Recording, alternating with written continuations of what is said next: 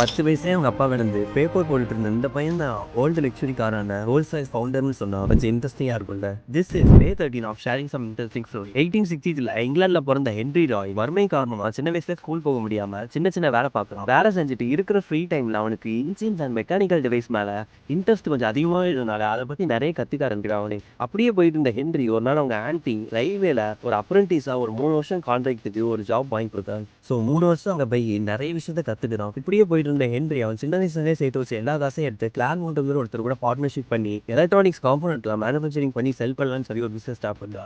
தென் ஒரு டைமுக்கு அப்புறம் ஹென்ரிக்கு நம்ம ஏன் கார் பில்ட் பண்ணக்கூடாதுன்னு சொல்லி தி ராய் 10 கார் மாடலை பில்ட் பண்றாரு.